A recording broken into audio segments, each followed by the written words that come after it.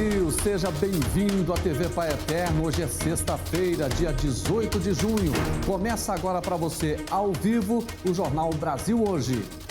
Nesta edição você vai ver que o Butantan entregou hoje mais de 2 milhões de doses da Coronavac. É o terceiro lote a ser liberado só nesta semana. Com isso, o Instituto já entregou mais de 52 milhões de doses ao governo federal. E mais, racismo no Brasil. 80% das pessoas negras dizem que já passaram por algum tipo de preconceito por causa da cor da pele.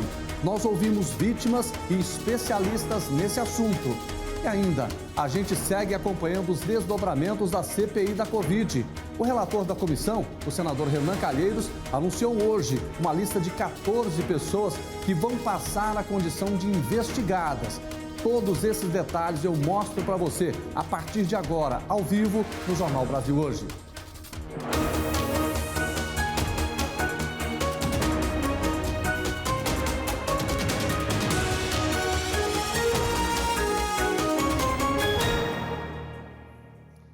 A gente começa o Jornal Brasil Hoje aqui na TV Pai Eterno falando sobre a Câmara dos Deputados, que aprovou o projeto de lei revisando a lei da improbidade administrativa. Para explicar melhor essa medida, o Elton Moreira traz os detalhes direto de Brasília. Olá, Elton, é com você, meu amigo. Olá, Jordeval, olá também a todos que nos acompanham. 9 partidos deram ao menos 90% dos seus votos a favor dessa proposta que flexibiliza a lei de improbidade administrativa. Só relembrando que essa legislação é de 1992 e estabelece punições aos agentes públicos em casos de enriquecimento ilícito no exercício do mandato, cargo ou na função na administração pública. O novo texto aprovado, que modifica a lei, foi elaborado pelo relator, o deputado Carlos Zaratini, do PT de São Paulo. Segundo ele, o objetivo é permitir que administradores tenham condições de exercer suas atribuições sem receios de uma lei que, na avaliação dele, hoje permite punir tudo. Vamos acompanhar a fala do deputado. É questionável a necessidade de se reformular a lei de improbidade. São incontáveis os casos de condenação por irregularidades banais, que não favorecem nem prejudicam ninguém, além do próprio agente público punido severamente com multas vultosas e suspensão de direitos políticos. Com isso, cada vez mais as pessoas de bem vão se afastando da vida pública.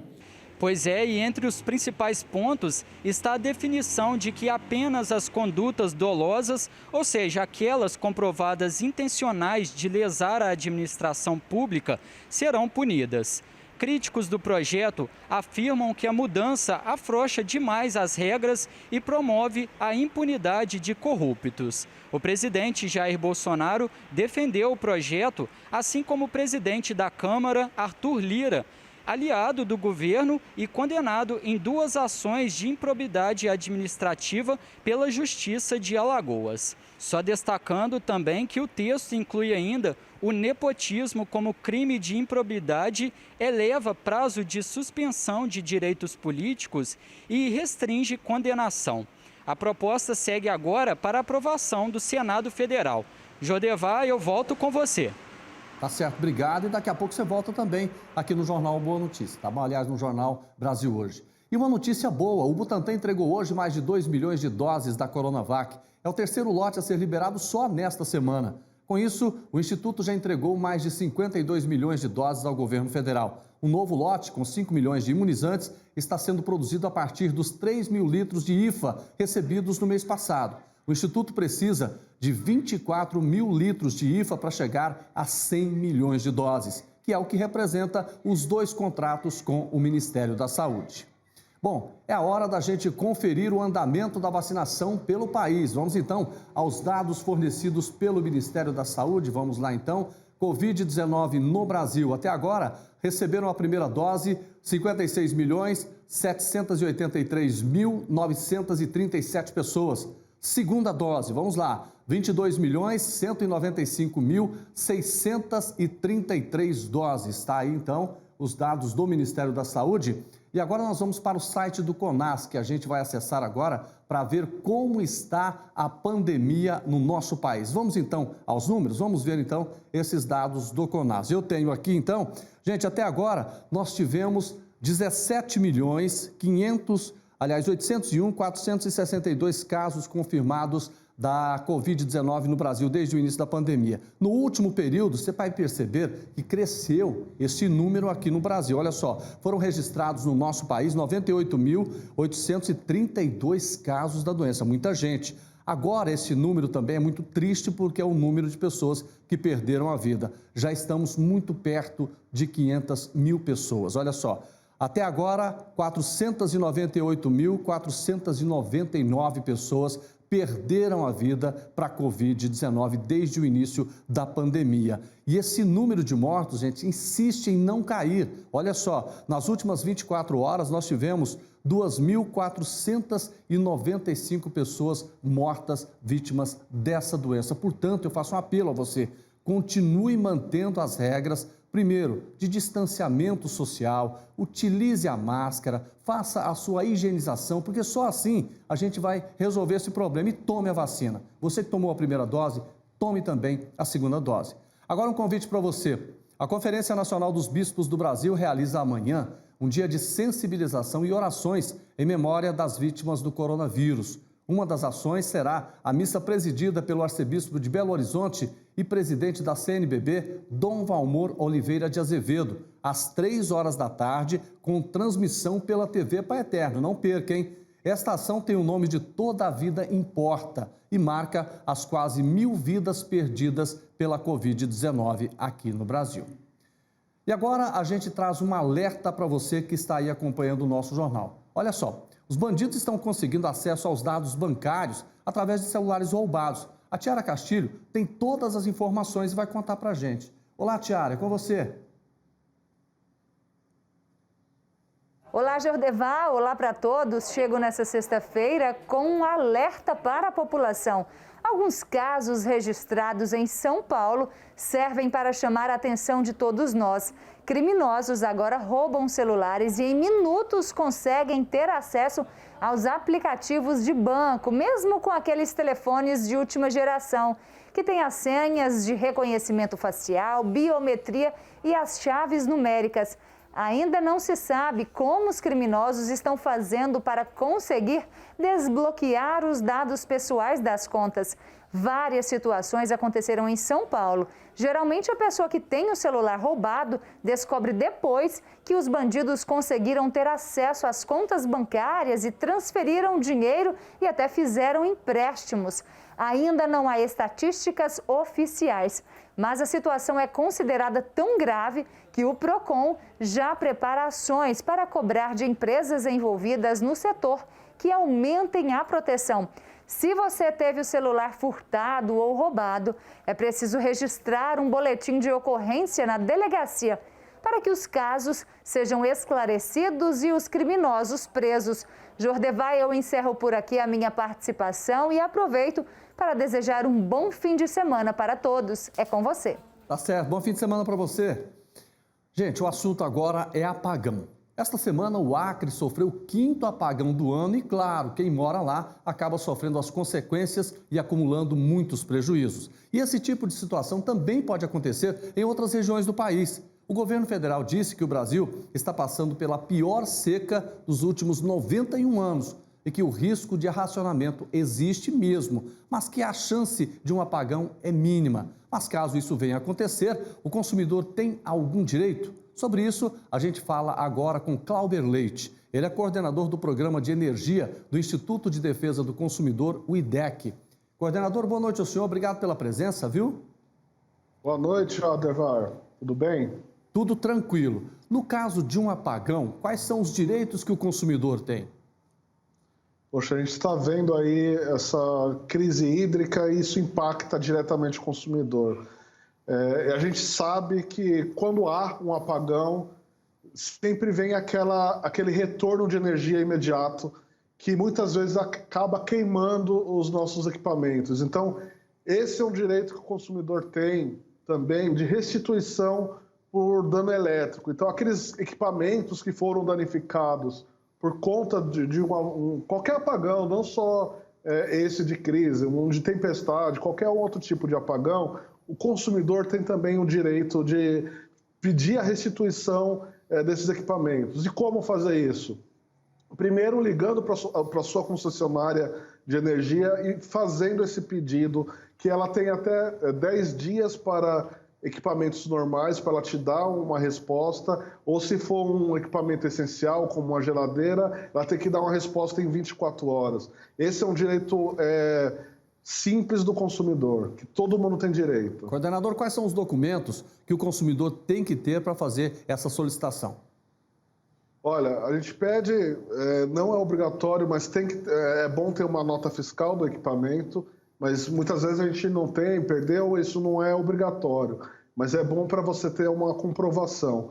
Mas o que você precisa fazer é o relato exato de quando foi o dano que causou. Então, a gente tem que falar como foi o dia que teve a intercorrência na rede e falar mais ou menos o horário. Então, o mais importante é o seu relato e os dados daquele equipamento ser passado para a concessionária. Coordenador, eu quero falar também, não só naquele apagão que atinge uma quantidade muito grande, mas aquela falta de energia que acontece aqui mesmo em Goiás, em outras regiões do país, e afeta diretamente, por exemplo, o produtor de leite, que precisa do resfriamento. Nesse caso também, o que o produtor pode fazer? Olha, existe uma regulação da ANEEL e ela diz especificamente sobre os danos aos equipamentos. Mas ela não exime também a concessionária de pagar por danos patrimoniais e danos materiais e morais que, eventualmente, essa falta de energia ocorreu.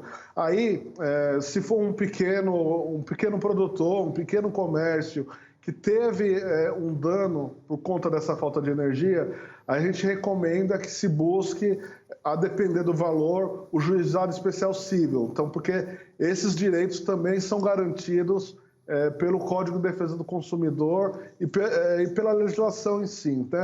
O consumidor não pode ficar com esse prejuízo. Eu pergunto ao senhor, porque, por exemplo, nós temos casos de sorveteria, de lojas de frios, que se a energia falta, por exemplo, aí 10, 12 horas, está um prejuízo enorme, né? O que ele tem que fazer e onde ele procura?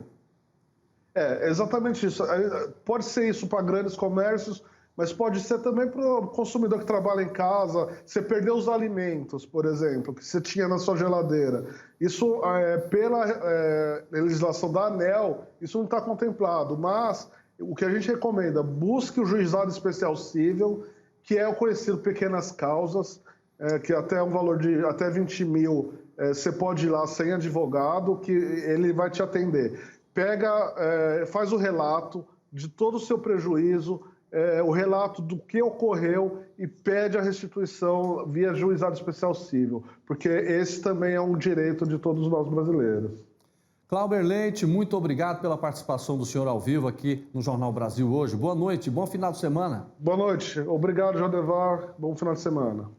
Eu quero só fazer um comentário com você aqui rapidinho, é o seguinte: olha, se você for vítima também de acabou a energia, você é dono, por exemplo, de uma loja de frios, de uma sorveteria ou mesmo um produtor de leite, faça o seguinte, registre por meio de fotos, filme, porque tudo isso vai servir também para que você possa, por exemplo, entrar lá no juizado especial civil, que chega até 20 salários mínimos, tá certo? Faça isso porque realmente a situação não é brincadeira, você não pode levar prejuízo. E olha só, é hora do intervalo, mas não saia daí porque a gente volta em instantes e eu trago todos os detalhes da CPI da Covid. Hoje, médicos foram ouvidos e o relator da comissão anunciou uma nova fase da operação. Quer saber que fase é essa? Daqui a pouco, depois do intervalo, eu conto para você.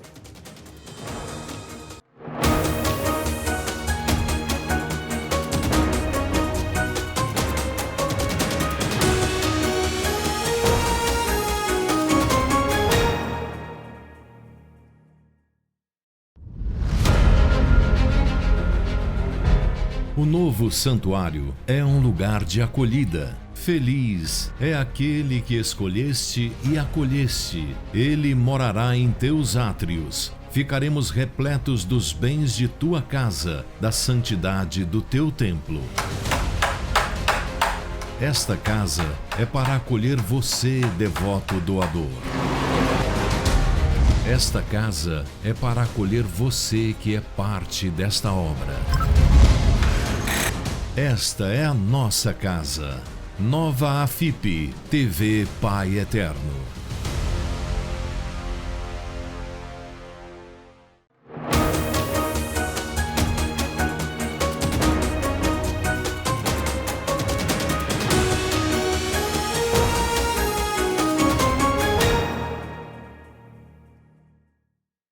Olá, estamos de volta com o Jornal Brasil Hoje, ao vivo, aqui na TV Pai Eterno. E olha só, uma operação da Polícia Federal que foi deflagrada hoje lá no Paraná e também no Rio de Janeiro, investiga supostas práticas criminosas em uma diretoria da Petrobras. Os policiais foram para as ruas para cumprir mandados nos 2 estados. Por isso, nós vamos conversar agora com Rafael Paes, que é o nosso correspondente lá no sul do país e tem mais informações. Com você, Rafael. Oi, Jordeval, e a todos. Os policiais federais cumpriram 3 mandados de busca e apreensão hoje pela manhã, nesta operação que investiga, então, supostas práticas criminosas cometidas na antiga diretoria de abastecimento da Petrobras. Os mandados foram expedidos pela 13ª Vara da Justiça Federal em Curitiba, mas foram cumpridos no Rio de Janeiro. Cerca de 12 policiais participaram da operação. Segundo a PF, os mandados de hoje tiveram o objetivo de coletar evidências para elucidar a prática de crimes de corrupção, lavagem de dinheiro e organização criminosa por novos suspeitos identificados durante as investigações. Procurada, a Petrobras afirmou que é vítima dos crimes desvendados pela Operação Lava Jato e que colabora com as investigações desde 2014, atuando como coautora em 21 ações de improbidade administrativa que estão em andamento e como assistente de acusação em 76 ações penais relacionadas a atos ilícitos que são investigados pela Operação Lava Jato. Ainda conforme a Polícia Federal, foram expedidas também ordens para o bloqueio de valores até o limite dos prejuízos identificados. Nomeada de Operação Sem Limites 4, a ação é um desdobramento desta mesma operação, de mesmo nome, portanto, que apura a suposta prática de crimes envolvendo a negociação de óleos combustíveis e derivados entre a estatal e empresas estrangeiras. Nesta nova etapa, por meio das investigações e provas apresentadas, a PF identificou a participação do representante de uma empresa estrangeira e uma pessoa ligada a um ex-gerente da Petrobras no esquema. Segundo a polícia, o investigado ligado ao ex-gestor era responsável por receber recursos oriundos de corrupção no exterior. Agora, Jordeval, uma notícia para o fim de semana, viu? A previsão do tempo para amanhã e domingo em Santa Catarina indica chuva com risco de alagamentos e deslizamentos para as cidades de 5 regiões do estado catarinense, que ficam mais próximas do litoral. A Defesa Civil atesta o alerta, inclusive, a presença de instabilidade, a circulação marítima e a formação de um sistema de baixa pressão atmosférica favorecem a ocorrência de chuva. De acordo com a previsão, as áreas do litoral norte e sul da Grande Florianópolis e do Baixo e Médio Vale Itajaí podem ter o registro de acumulados acima de 100 milímetros com possibilidades de alagamentos, portanto. A chuva deve iniciar na manhã de amanhã e seguir até o meio-dia de domingo. A recomendação da Defesa Civil é que durante as chuvas a população busque um local abrigado, longe de placas, árvores e postes de energia. E se estiver na praia, a orientação é para que jamais fique na água. Nos locais abrigados, o mais seguro, inclusive, é ficar distante de janelas e desligar os aparelhos eletrônicos da tomada. Jordeval, essas foram as informações de hoje. Eu volto com você aí em Goiânia. Um ótimo final de semana. Até segunda. Obrigado, bom final de semana para você e que parte dessa chuva, sem temporal, claro, vem aqui também para Goiás, tá certo? O assunto agora é a CPI da Covid-19, que vem revelando informações importantes sobre a condução da pandemia no Brasil. Hoje, quem prestou esclarecimentos no Senado foram 2 médicos favoráveis ao tratamento precoce contra a doença. Eu vou chamar agora mais uma vez o Elton Moreira, lá de Brasília, para trazer mais detalhes. É com você, Elton. Jordevá, a Comissão Parlamentar de Inquérito ouviu os médicos Ricardo Ariel Zimmermann e Francisco Eduardo Cardoso Alves, que são a favor desses procedimentos já descartados pelos principais cientistas que estudam a Covid aí ao redor do mundo. Só relembrando que a CPI ouviu na semana passada o médico sanitarista Cláudio Maiorovich e a pesquisadora Natália Pasternak, que são contrários ao chamado kit Covid. Hoje, o infectologista Ricardo Ariel defendeu a medicina baseada em evidências e sobre o tratamento precoce, ele falou da importância de acompanhar o paciente sobre a atenção às doses administradas também. O médico alertou que doses erradas de hidroxicloroquina podem fazer com que os pacientes morram envenenados. Já o infectologista Francisco Eduardo disse que sempre contribuiu com governos brasileiros, independentemente da posição ideológica. É importante reforçar que, segundo a Organização Mundial da Saúde, não existe tratamento precoce com comprovação científica contra a Covid-19. O que médicos e cientistas defendem é o distanciamento social, o uso da máscara, álcool em gel e também a vacinação da população. Outro destaque que aconteceu agora à tarde foi quando o relator da CPI, o senador Renan Calheiros, o vice-presidente da comissão, o senador Randolfo Rodrigues e o senador Humberto Costa se recusaram a fazer perguntas aos médicos convidados e se retiraram da sessão. E por falar no relator da CPI, o senador Renan Calheiros anunciou hoje uma lista de 14 pessoas que vão passar a condição de investigados pela comissão de inquérito. São eles: Marcelo Queiroga, ministro da Saúde; Eduardo Pazuello, ex-ministro da Saúde; Ernesto Araújo, ex-ministro de Relações Exteriores; Fábio Weingarten, ex-secretário de Comunicação Social da Presidência; Mayra Pinheiro, secretária de Gestão do Trabalho do Ministério da Saúde; Nise Yamaguchi, médica defensora da cloroquina; Paulo Zanotto, virologista, defensor também da cloroquina; Carlos Wizard, empresário e conselheiro de Pazuello; Arthur Weintraub, ex-assessor especial da Presidência; Franciele Fantinato, coordenadora do Programa Nacional de Imunização; Marcelo Campelo, ex-secretário de Saúde do Amazonas; Elcio Franco, ex-secretário executivo do Ministério da Saúde; Hélio Angotti Neto, secretário do Ministério da Saúde; e Luciano Dias Azevedo, médico anestesista da Marinha, apontado como autor da proposta para alterar a bula da cloroquina. Jordevá, esses foram os destaques aqui de Brasília. Um bom final de semana para você e para todos que nos acompanham. Elton, obrigado pelas suas informações. Bom final de semana para você. E olha só essa notícia. Segundo uma pesquisa feita pela ONU, 1% da população mundial está forçadamente deslocada do seu lugar de origem. O relatório anual realizado pela organização aponta que hoje são mais de 82 milhões de vítimas de perseguições, conflitos, violência e violação de direitos humanos, o maior número já registrado até hoje. A pandemia reduziu o número de novos refugiados e solicitantes de asilo em 2020. Para a gente entender melhor, esse 1% da população mundial significa que 1 a cada 95 pessoas no mundo estão deslocadas. Em 2010, eram 1 a cada 159 pessoas.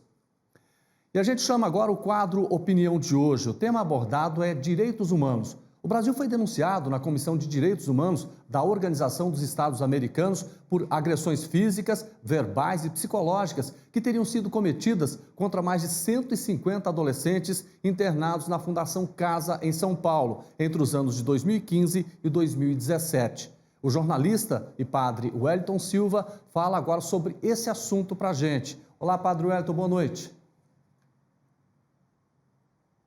Boa noite, Jordevá. Boa noite para você sintonizado aqui no Jornal Brasil Hoje. Minha gente, o Brasil foi denunciado na Comissão de Direitos Humanos da Organização dos Estados Americanos por agressões físicas, verbais e psicológicas contra mais de 150 adolescentes internados na Fundação Casa, em São Paulo. Os casos de tortura ocorreram entre os anos de 2015 e 2017. Nesse período foram observadas diversas situações de flagrante violações de direitos dos internos da unidade, sem as devidas investigações e responsabilizações. Na denúncia, os defensores públicos da Regional Infância e Juventude da capital e do Núcleo Especializado de Infância e Juventude também reportam que, embora tenham sido instaurados diversos procedimentos por vários órgãos, não houve qualquer providência além da demissão de alguns funcionários da Fundação Casa. Também não teria havido apuração de responsabilidade do Estado, agentes envolvidos e a reparação das vítimas, completaram os defensores públicos na sua acusação. Diante dessa grave denúncia, cabe destacar a responsabilidade cívica do Estado e da sociedade, que não se esgota no investimento em programas de proteção e cuidado, que parecem ser prioritários nas políticas de governo, em detrimento das mudanças necessárias para a consolidação de uma nação que efetive os direitos de cidadania como política de Estado. Somente uma nação soberana que reconheça e faça cumprir os direitos de cidadania desde a tenra infância poderá conquistar um legado do qual não se envergonhe, nem se arrependa. Realidade ainda muito distante dos cidadãos brasileiros. Enquanto as desigualdades persistirem, a começar pelas iniquidades sociais, assumindo contornos perversos em suas inscrições de classe social, geracionais, de gênero e raça, estaremos como sociedade, perpetrando violações de direitos, especialmente aos grupos mais vulneráveis, nos quais se incluem as crianças e adolescentes. Portanto, o presente e o futuro da civilização. Tá certo, vamos cuidar. E a gente continua com mais notícias internacionais. Chegou o momento do nosso giro pelo mundo. Israel anunciou nesta sexta-feira que vai entregar à autoridade palestina 1 milhão de doses de vacinas contra a Covid-19. A decisão veio após um acordo entre ambas as partes e foi confirmada nesta sexta-feira. Os imunizantes são da empresa Pfizer, que estão perto do prazo final de validade. O anúncio veio um dia depois da segunda série de bombardeios israelenses nesta semana em Gaza. Japão vai suspender o estado de emergência em Tóquio quase um mês antes das Olimpíadas. O primeiro-ministro Yoshihide Suga disse que a medida vai expirar no próximo domingo, mas restrições significativas permanecerão em vigor até 11 de julho. Nesta sexta-feira, milhares de voluntários e dirigentes olímpicos começaram a ser vacinados em Tóquio. A organização dos Jogos cuida dos últimos detalhes antes da cerimônia de abertura, prevista para 23 de julho. A resistência de enfermeiros e auxiliares de enfermagem a se vacinar contra a Covid-19 na França gera preocupação no governo francês. Segundo um documento da instituição que administra os cerca de 40 hospitais públicos da região parisiense, após 6 meses do início da campanha de vacinação na França, os níveis de imunização entre enfermeiros, técnicos e auxiliares de saúde são muito inferiores aos dos médicos. Alguns especialistas da área da saúde defendem a vacinação obrigatória. Tema divide opiniões. A gente vai para o intervalo e a seguir a gente trata de um tema que é um crime e que ainda faz muitas vítimas pelo país. É o racismo. Daqui a pouco eu trago todos os detalhes, inclusive uma entrevista ao vivo para você.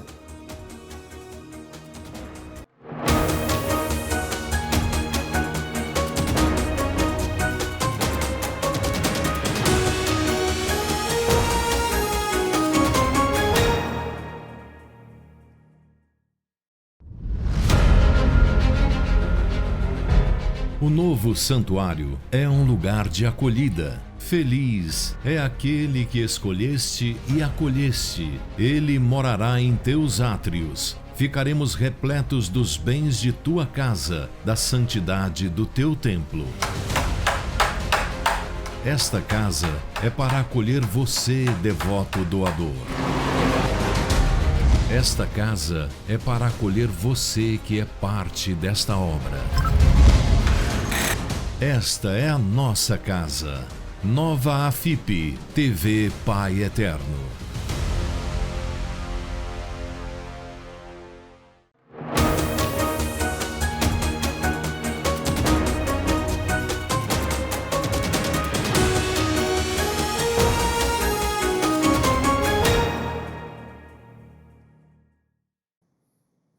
Estamos de volta com o Jornal Brasil Hoje, ao vivo aqui na TV Pai Eterno. E olha só, gente, infelizmente, casos de racismo têm sido comuns não só aqui no Brasil, mas em várias partes do mundo. Mas a discriminação de uma pessoa por causa da cor da pele, além de ser algo de extrema ignorância, é crime. A Tiara Castilho preparou uma reportagem especial sobre esse assunto. Vamos ver. O que passou Eliezer dentro de um transporte público pode parecer um absurdo, mas é a realidade vivida e sentida na pele por pessoas negras. Eu estava indo para a faculdade e nisso eu sentei no ônibus, só tinha um lugar no banco. Tinha 2 lugares no banco, tinha o que eu sentei e tinha o que uma moça sentou. E nisso eu estava indo para a faculdade e o ônibus estava muito lotado. E aí, meio que ela sentou com desdém da minha pessoa. Daí ela tava com uma bolsa, ela tinha colocado a bolsa pro meu lado e tirou a bolsa do meu lado achando que eu ia mexer nas coisas dela. Logo depois, ela começou a fazer comentários meio que racistas. Meio não, foi racista. Falando que gente como eu deveria se colocar no seu lugar e ceder os seus lugares pros brancos. O jovem estudante de História afirmou que esse tipo de situação é bastante frequente e que, apesar dos vários episódios, ele sempre fica entristecido. É algo que machuca, é algo que você chega ao ponto de você se sentir um inútil, muitas das vezes, dependendo de onde vem, do jeito que vem. Um outro caso recente chamou a atenção do país. Uma empresária negra estava em um shopping no Rio de Janeiro quando foi abordada por um fiscal que suspeitou que ela tinha furtado um vestido de uma loja. Juliana Ferraz, de 24 anos, contou que chegou a abrir a bolsa para comprovar que não pegou a peça de roupa. Só que desta vez, ao invés da mulher se calar, ela resolveu expor toda a história na rede social. Fui perseguida, fui vigiada, perseguida, gritada no meio do shopping por um funcionário que me acusou de ter furtado um vestido infantil branco de R$25. Segundo ele, eu coloquei esse mesmo vestido no braço e depois coloquei dentro da bolsa. Como eu tinha levado um vestidinho de casa para poder medir o tamanho dela, porque eu sempre confundo, eu peguei o vestido que estava na minha bolsa, olhei, comparei com o vestido que estava nessa arara de R$25, vi que não cabia, devolvi o vestido da arara, ainda tive o cuidado de quando eu voltei para devolver o meu vestido para minha bolsa, eu já tive o cuidado de levantar a minha bolsa, assim, bem no alto, assim, para a câmera gravar bem, porque a gente que é preto, a gente já está acostumado com essas desconfianças que as pessoas desenvolvem na gente. Dados do IBGE, Instituto Brasileiro de Geografia e Estatística, revelam que 54% da população brasileira é negra e enfrenta um verdadeiro abismo de desigualdade. Elas são as maiores vítimas da violência, são discriminações e também têm pouca representatividade nas esferas políticas e têm renda média muito menor que a dos brancos, o que muita gente parece esquecer. É que essa violência física ou psicológica é um crime. É importante sim denunciar. Esses crimes são investigados e apesar do que se imagina, né, de que há impunidade no Brasil, isso não acontece, tá? Então é importante investigar, até mesmo para a gente pensar políticas públicas, né? A advogada ainda explica como de fato funciona a lei do racismo em nosso país. O que nós precisamos ter em vista, então? Qual que é a grande diferença entre a injúria racial e o racismo? A injúria racial ela é dirigida de maneira objetiva a um indivíduo. Então, é o que acontece, por exemplo, quando a gente verifica que alguma pessoa é ofendida, xingada como macaco, essas coisas que infelizmente acontecem. Situação diferente é o crime de racismo, porque o racismo ele é mais grave, ele é inafiançável e imprescritível, tá? O racismo ele acontece quando o indivíduo via de regra, né, ele faz uma ofensa coletiva, então ele não atinge diretamente uma pessoa, mas ele pode atingir diretamente uma pessoa. Quando, por exemplo, ele obsta talvez que aquela pessoa entre em algum local, como aconteceu há um tempo atrás com o motorista, né, com o entregador de um aplicativo de comida. Então, nesse caso, como teve essa dificuldade, ele foi impedido de adentrar um local em razão da sua cor, nós temos então o crime de racismo. Olha, olhando essas entrevistas, são situações tão absurdas, né, que eu sugiro que você reflita sobre isso, pense muito bem, porque isso realmente é uma situação lamentável, principalmente não só no Brasil, mas no país inteiro, no mundo também a situação vem se repetindo com muita frequência. E a gente segue falando sobre esse tema que é muito importante e deve ser debatido sim. Eu converso agora com o Frei Davi Santos, que é franciscano e diretor executivo da Educafro Brasil. Frei Davi, boa noite ao senhor, seja bem-vindo.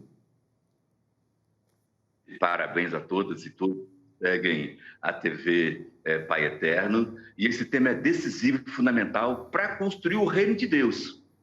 Por que tem tanta gente ainda racista, não só no Brasil, mas no mundo?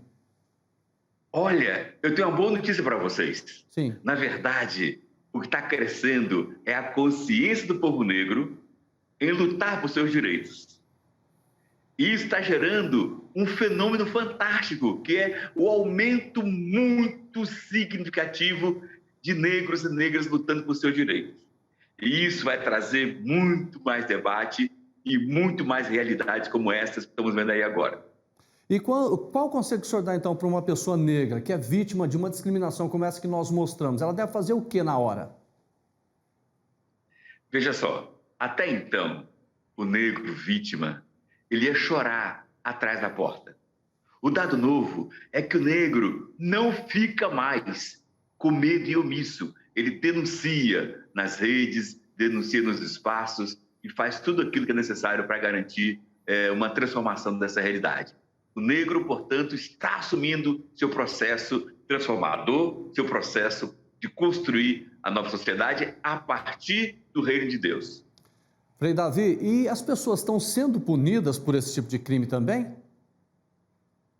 Olha só, o grande exemplo que nós temos no momento é o Carrefour. O Carrefour que assassinou o Beto lá dentro do supermercado. Ele acaba de sofrer, de assinar um TAC, olha só, ele pagou a indenização individual para 9 membros da família do Beto e pagou indenização coletiva de 115 milhões por ele ter feito esse dano ao povo negro. Daqui para frente, nós negros decidimos que vamos levar todas as ações aos tribunais e vamos tentar trabalhar para fazer TAC também, porque entendemos que o TAC é a maneira mais rápida de fazer a justiça. E é importante também a gente fazer essa diferenciação jurídica, né, do que é o racismo e do que é a injúria racial. Como é que o senhor fala sobre isso? Pois é, o racismo é aquelas ações que atingem todo o povo negro. A injúria racial é quando atinge uma só pessoa. Por exemplo, no caso do Beto, do Carrefour, nós conseguimos provar na justiça que ali não era uma injúria, que ali era racismo. E com isso, então, a gente tornou um crime inafiançável e a punição veio pesada para o Carrefour. Frei Davi, eu queria até que o senhor conversasse com o nosso telespectador no Brasil inteiro. O senhor faz parte de uma ONG muito bonita, a Educafro Brasil, que trabalha exatamente nessa conscientização, na valorização, especialmente do jovem negro, né? Quem quiser participar, quiser mais informações da Educafro, o que ela deve fazer? Exato. Entre no site www.educafro.org.br. E a organização do senhor, o que ela ajuda o jovem negro? Por exemplo, uma das situações mais complicadas é exatamente o primeiro emprego, é a qualificação. A Educafro atua também nessa área? Sim, nós temos a Educafro Tech. A Educafro Tech é uma ferramenta onde nós conseguimos dar uma bolsa de estudo para o jovem estudar. A cada 3 cursos que ele faz de 6 horinhas, ele ganha R$100 de bolsa de estudo para ele se manter como desempregado na vida, no dia a dia, alimentar ajudar o pai e a mãe a alimentar a família. Ou seja, Educafrotec é o caminho. No site www.educafro.org.br, você vai ter todas as orientações de como você jovem negro, adolescente, jovem, adulto, pode fazer parte desse processo. Inclusive está aí no nosso vídeo educafro.org.br. Frei Davi, obrigado pela participação do senhor, parabéns pelo trabalho que o senhor faz, e eu sei que é uma ação ecumênica, isso é muito importante para o nosso país como um todo. Parabéns, obrigado pela entrevista. Obrigado, e contamos com vocês aí do nosso querido Brasil, da TV Pai Eterno e da região de Goiás, do estado de Goiás, que manda para todo o Brasil a mensagem positiva de esperança para o reino de Deus. Tá certo. Obrigado ao senhor. Sempre positivo. E olha só, defenda sempre os seus direitos. Confira agora o que foi destaque no Jornal Brasil hoje. O Butantan entregou nesta sexta-feira mais de 2 milhões de doses da Coronavac. É o terceiro lote a ser liberado só nesta semana. Com isso, o Instituto já entregou mais de 52 milhões de doses ao governo federal. O relator da CPI da Covid, senador Renan Calheiros, do MDB de Alagoas, anunciou nesta sexta-feira também uma lista de 14 pessoas que passarão a condição de investigados pela comissão de inquérito. Constam na relação o ministro da Saúde, Marcelo Queiroga, o ex-ministro da Saúde, Eduardo Pazuello, e das Relações Exteriores, Ernesto Araújo, e o ex-secretário de Comunicação Social da Presidência, Fábio Weingarten. A Força Nacional vai reforçar a força-tarefa de buscas por Lázaro Barbosa, suspeito de uma chacina e acusado de uma série de crimes na Bahia e no interior de Goiás. Segundo o secretário de Segurança Pública de Goiás, Rodney Miranda, a oferta veio do ministro da Justiça e Segurança Pública, que ofereceu apoio com 20 agentes que vão reforçar as buscas que já estão sendo feitas há 10 dias. Por hoje acabou. Boa sexta-feira, bom final de semana para você. Jornal Brasil hoje volta na segunda, ao vivo para todo o país, às 6 horas da tarde, hein? Tô esperando você. Fique com Deus, um grande abraço e até lá.